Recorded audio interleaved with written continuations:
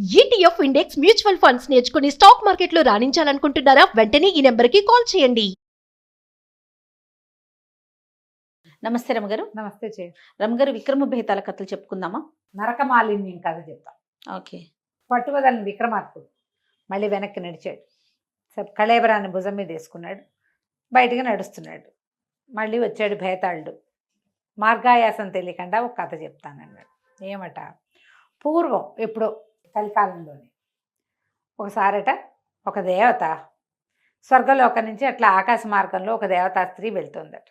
ఆవిడ నరకలోకం వైపు నుంచి వెళ్తుంటే నరకంలో ఒక పాపికి ముళ్ళు గుచ్చుకునేలాంటి శిక్ష ఒకటి వేశారు.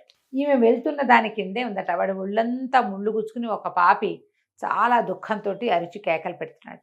ఆ దారిని పోతున్న ఆమెకు ఆ కేకలు వినపడ్డాయి. అయ్యో పాపం అని ఈవిడ ఏం చేసింది, అటువైపు వెళ్ళి ఆ ముళ్ళు గుచ్చుకుని నానా హింస పడుతున్నటువంటి ఆ పాపికి ఒంటి మీద ఉన్న ముళ్ళన్నీ తీసేసి తీయగలిగినంత తన స్పర్శ వల్ల వాడికి కొంత స్వాంతం కలిగించి వెళ్ళిపోయింది. తర్వాత వాడి శిక్ష వాడు అనుభవించాడు. ఈ వెళ్ళిపోయిన తర్వాత ఏమైంది, ఈ నరకలోకపు పాపిని ముట్టుకోవటం వల్ల ఆమె చేతులకు ఒక రకమైన మురికెంటిందట. ఉంటితే ఈవిడ ఇంటికి వెళ్ళిపోయింది. స్వర్గంలో ఏదో పని చేసుకుంటోంది. చాలామంది ఈవిడ చేతికి ఏదో మరకైందని గుర్తుపెట్టారు. వాళ్ళు తెల్లగా ఉంటారట దేవతలు. ఒక డాట్ పెట్టినా గుర్తుపడతారు. చెయ్యి ముంజెయ్యి అంతా నలుపెక్కిపోతే కనపడదు. ఒక్కొక్కళ్ళకి తెలిసిపోయింది ఈవిడ చేతులకి ఏదో అంటింది మరక, అది వదలటం లేదు అని. ఇంద్రుడు పిలిచి అడిగితే ఈమె చాలా మొహమాట పడి చెప్పింది, నేను అట్లా నరకలోకం వెళ్తుంటే అతని దుఃఖం నన్ను కదిలించింది, అందుకని నేను వెళ్ళి చేశానంటే కేకలేశాడు. నువ్వు ఒకటి, నరకలోక పాపిని మనం ముట్టుకోకూడదు. వాడు చేసిన పాపాలకు శిక్ష వాడు అనుభవిస్తుంటే నువ్వు పోయి తగ్గించడం ఏమిటి, అది నీకంటుకుంది. ఇప్పుడు వాడు బాధపడుతున్నాడు అనుకోకూడదు. నరకంలో వాడు పడే బాధ, నరక బాధలు ఎందుకు వస్తాయి, వాడు చేసిన పాపానికి ఫలితం అది. వాడు ఎలాంటి దుర్మార్గుడో, వాడికి ఆ ముళ్ళుగుచ్చేవి కంటకం, ఇదేదో శిక్ష, నెత్తురు గారిపోతుంది ఆ ముళ్ళు గుచ్చుకున్న చోట నుంచి. వాడు ఎంత దుర్మార్గుడో, భూలోకంలో ఎంత హింస పెట్టాడో మానవుల్ని, అందుకు కదా వాడికి అది వచ్చింది. నువ్వు పోయి వాడికి శిక్ష తగ్గించి వాడిని ముట్టుకొచ్చావు. వాడు ముట్టుకుంటే ఆ నరక మాలిన్యం నీ చేతికి అంటేసింది. దీన్ని పోగొట్టుకోవాలి. నువ్వు పోగొట్టుకుంటేనే స్వర్గప్రవేశం నీకు. భూలోకంలోకి వెళ్ళి 1000 చెప్పులు కుట్టిరా. నువ్వు 1000 చెప్పులు కుట్టొస్తే ఈ మాలిన్యం పోతుంది అని చెప్పాడు. ఈ దేవత ఏం చేస్తుంది, స్వర్గం నుంచి బయటకు వచ్చి భూలోకంలోకి పోయింది. చెప్పులు కుట్టాలి అంటే పోళ్ళంత ఉంది సాధనం. ఈవిడ కుట్టితే ఎవడేసుకుంటాడు ఆ చెప్పులు, ఈవిడెవరో వాళ్ళకి తెలియదు. అందుకని ఒక చెప్పులు కుట్టేవాడి ఇంట్లో ప్రవేశించింది. ఆ చెప్పులు కుట్టేవాడు ముందు రోజు రాత్రి ఆ సాయంకాలం బయట నుంచి తోళ్ళు తీసుకొచ్చి రెడీ చేసి రేపు పొద్దున్నే చెప్పులు కుట్టడానికి పెట్టుకున్నాడు. ఈ దేవత మాగారు అక్కడికి పోయి కూర్చుని చకచకా చెప్పులు కుట్టి, కొన్ని జతలు చెప్పులు కుట్టి మూలగొచ్చు. పొద్దునే చెప్పులు కుట్టేవాడు చూసుకున్నాడు. ఏమిటి చెప్పులు ఎక్కడి నుంచి వచ్చాయి, వస్తువు మాత్రం తందే, ఆ తోళ్ళు తనవి, ఎవరో కుట్టి పెట్టారు. వాడు భగవంతుడికి వేల ప్రణామాలు చేసేశాడు. ఎవడో దేవుడు నన్ను రక్షించాడు అనుకున్నాడు. ఇతనికి చెప్పులు కుట్టేవాడు అమ్ముకుంటాడు, కానీ అతనికి కొంచెం మోటుగా ఉండే చెప్పులు కుడతాడు. ఈ దేవత తనకు మంచి పనితనం ఉన్నట్టుగా కుట్టింది. నాజుగ్గా ఉన్నాయి చెప్పులు బయటికి తీసుకెళ్తే విపరీతంగా అమ్ముడుపోయినాయి. టకటగా కొనేసుకున్నారు జనం. సరే ఏం చేశాడు, మళ్ళీ వస్తువు ఇంకా తోలు సామాన్లు అన్నీ తెచ్చి పెట్టాడు శుభ్రం చేసి. తెల్లారేసరికి ఇంకో కొన్ని జతలు తయారైనాయి. అవి అమ్ముడిపోయినాయి. రోజు తేవా అమ్మ. కొద్ది రోజులు గడిచేసరికి అలబడికి ఏం తెలిసిందంటే, ఎవరో దేవత తనని కరుణించి కుడుతోంది. తన ప్రత్యక్ష దేవత.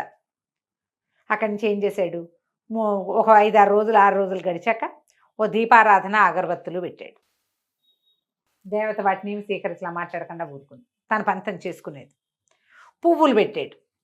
సరే, ఒకనాడు పళ్ళు ఫలాలు పెట్టాడు. తీసుకోలేదు. వాడికి బాధగా ఉంది. ఏం స్వీకరించదు. పోనీ దీపం ధూపం అంటే దాని దారిన పోతాయి. పళ్ళు ఫలాలు పెడితే ఆవిడ తీసుకోవాలి కదా, తీసుకోలేదు. అక్కడి నుంచి ఏం చేశాడు, బాగా సంపాదన వచ్చింది. ఒక పళ్ళె నిండా డబ్బులు పోసి పెట్టాడు. దేవతను గౌరవిస్తున్నాడు వాడు. ఆమె వల్ల తన జీవితం ఇంత బాగుపడింది. రోజు వచ్చేస్తే 1000 చెప్పులు కుట్టాలంటే రోజుకి 15, 20, 25 కుడుతుంది. ఎన్ని రోజులు పడుతుంది. అవును, కుట్టుకుంటూ ఆవిడ కుడుతోంది, వీడు అమ్ముకుంటున్నాడు. ఎంతో సంతోషంగా ఉంది వాడికి. కానీ ఏవి సమర్పించినా తీసుకోవటంలా, తినుబండారాలు అవి ఇవి సమర్పించి చూసి చూసి చివరికి డబ్బులు పెట్టాడు. వీడి మూఢభక్తికి ఆవిడ నవ్వుకుంది. క్రమంగా వాడి భక్తి ఎక్కువైపోయింది. ఏదో ఒకటి పెట్టి ఏవి తీసుకోవట్లేదని ఏడుస్తున్నాడు. ప్రతిరోజు ఏమైనా పెడుతుంటే ఎవరు తీసుకుంటారు? తను తీసుకోదు, తీసుకునే ఉద్దేశంలో లేదు. చివరికి డబ్బులు కూడా పెట్టేసరికల్లా ఆవిడకి ఏం చేయాలో తెలియలే. తీరా ఇంతకీ తను ఇంకా కొన్ని జతలు 100 కుడితే 100, 150 కుడితే తనకి ఇక్కడ విముక్తి వచ్చేస్తుంది. ఆవిడ ఏం చేసింది, చటుక్కుని వెళ్ళిపోయింది అక్కడి నుంచి. వెళ్ళిపోయి ఇంకోళ్ళు ఎవరో ధనవంతుడు చెప్పుల దుకాణం ఒకటి ఉంది, అక్కడ ఎవరు కుట్టారు ఎవరు చేశారు చూడ 10 మంది పనివాళ్ళు ఉన్నారు. ఈ దేవత కూడా పోయి ఆ గుంపులో కూర్చుని తను కూడా కుట్టేసి ఎవరు కుట్టారో తెలియదు. ఇప్పుడు ఒక్కడిదే కొట్టు, ఒక్కడే మనిషి అంటే వాడు తోలు తెచ్చుకుని వాడే కుట్టుకుంటాడు. ఒక్క కొత్త వస్తువు వచ్చిందంటే అది తనది కాదని తెలిసిపోతుంది. ఇంత 15 మంది కార్మికులున్న గుంపులో ఎవరు చేశారో ఎవరికి లెక్క లేదు, ఎవరి పాదాలకో చేరతాయి అవి. కుట్టేసేసి 1000 చెప్పులు అవ్వగానే ఆమెకు దివ్యత్వం వచ్చేసింది. చేతి మీద మరక కూడా పోయింది, తెల్లబడిపోయినాయి చేతులు, వెళ్ళిపోయింది తన దారింత. ఈ చెప్పుడు కుట్టేవాడు ఉన్నాడు కదా, వీడు పళ్ళు గిళ్ళు అన్నీ అయినాయా. ఎప్పుడైతే ఈ డబ్బులు పెట్టాడో ఆ మర్నాడు దేవత వెళ్ళిపోయింది. ఇక వీడి తోలు చెప్పులుగా మారడం మానేసినాయి. అంతకుముందు మారిపోయేవి తెల్లారేసరికల్లా. చూశాడు బెంగ పెట్టుకుని దేవత తనని వదిలేసిందని జబ్బు చేసి మంచం బట్టి చచ్చిపోయాడు. అయ్యో, చచ్చిపోయేసరికల్లా ఇది కథ అయిపోయింది. ఈ కథ చెప్పాడు భేతాళుడు. చూడు, దేవత తన పాపం పోగొట్టుకోవడానికి వచ్చి కొత్త పాపం అంటగట్టించుకుంది కదా. వీడు చావు కారణం దేవతేగా. ఓహో, దీనికి ఏం సమాధానం చెప్తావు నువ్వు అని అడిగాడు. రాజు నవ్వాడు. దేవత ఎట్లా కారణం అవుతుంది? ఎవడి మూఢభక్తికి వాడు కారణం అవుతాడు. ఆమె ఎందుకు యాక్సెప్ట్ చేయలేదు?